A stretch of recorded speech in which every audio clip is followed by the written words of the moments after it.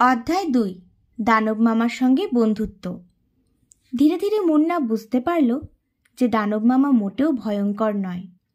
তার বিশাল চেহারার আড়ালে লুকিয়ে আছে এক কোমল আর স্নেহশীল মন। দানব মামার আসল নাম কেউ জানত না, তাই মুন্নাই তাকে নাম দিয়েছিল দানব মামা। দানব মামার সবচেয়ে বড় শখ ছিল বাচ্চাদের জন্য রঙিন আর মজার খেলনা বানানো। তার জঙ্গলের বাড়ি ছিল ছোট্ট একটি গুহায়। সেই গুহার ভেতরে গাছের শেকড়, লতাপাতা আর নানান রঙিন পাথর দিয়ে সাজানো একটি কারখানা ছিল।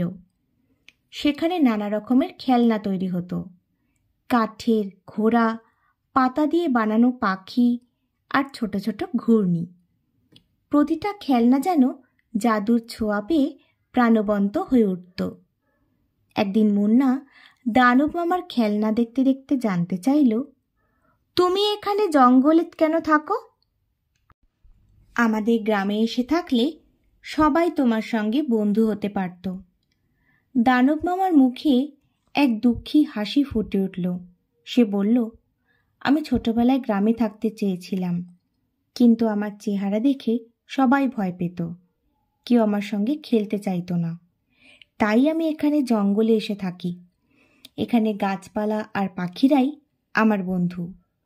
কিন্তু আমি মনে মনে চাই একদিন বাচ্চারা আমাকে বন্ধু হিসেবে গ্রহণ করবে। তাদের জন্যই আমি খেলনা বানাই। মুন্না দানব মামার কথা শুনে বলল, তোমার খেলনাগুলো এত সুন্দর, তুমি যদি আমাদের গ্রামে আসতে সবাই তোমার খেলনাগুলো খুব পছন্দ করত। আর আমি তো তোমার বন্ধু হয়েই গেছি, তাই আর কেউ ভয় পাবে না। দানব মামা একটু চিন্তায় পড়ে গেল। সে জিজ্ঞেস করল, তোমার গ্রামের লোকেরা কি সত্যি আমায় ভয় পাবে না? মুন্না তার ছোট্ট হাতে দানব মামার বড় হাত ধরে বলল, আমি তোমার গল্প সবার কাছে বলবো। আমি সবাইকে বোঝাবো তুমি আমাদের কোনো ক্ষতি করবে না। তুমি তো দানবও নও, তুমি তো আমাদের দানব মামা। দানব মামার খেলনা দেখতে দেখতে মুন্নার মনে হলো যেন সে কোনো রঙিন স্বপ্নের মধ্যে আছে। প্রতিটা খেলনায় ছিল কোনো না কোনো মজার বৈশিষ্ট্য। একটা কাঠের ঘোড়া ছিল যা দানব মামার জাদুর ছোঁয়ায় নিজে থেকেই নড়াচড়া করতে পারত। একটা পাতার পাখি ছিল যেটি বাতাসে উড়ে বেড়াতো। মুন্না অবাক হয়ে বলল, তুমি তো জাদু জানো, এই খেলনাগুলো এভাবে চলতে পারে কিভাবে? দানব মামা হেসে বলল, এটা জাদু নয়, এটা আমার মনের ভালোবাসা। আমি যখন খেলনা বানাই তখন সেই খেলনাগুলোর মধ্যে আমি আমার ভালোবাসা আর স্নেহ দিয়ে প্রাণ দিই, তাই তারা এমন মজার হয়ে ওঠে। মুন্না তখন বলল, আমার বন্ধুদের জন্য তুমি এমন খেলনা বানাবে তো?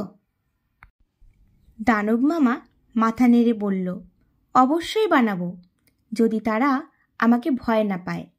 তাহলে আমি সবার জন্য খেলনা বানাতে রাজি। মুন্না তখন দানব মামার হাত ধরে বলল, চলো, আমি তোমাকে আমাদের গ্রামে নিয়ে যাব। সবাই তোমার খেলনা দেখবে আর তুমি আমাদের সবার প্রিয় হয়ে যাবে। কিন্তু দানব মামা একটু ভয় পেয়ে গেল।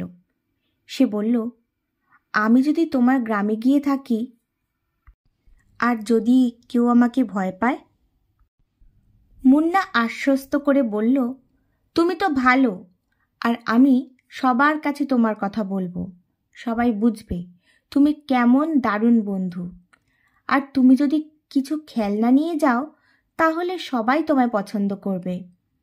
দানব মামা একটু চিন্তা করে বলল, ঠিক আছে, আমি তোমার কথা শুনব, তবে তুমি কথা দাও কেউ যদি আমায় ভয় পায় তখন তুমি পাশে থাকবে।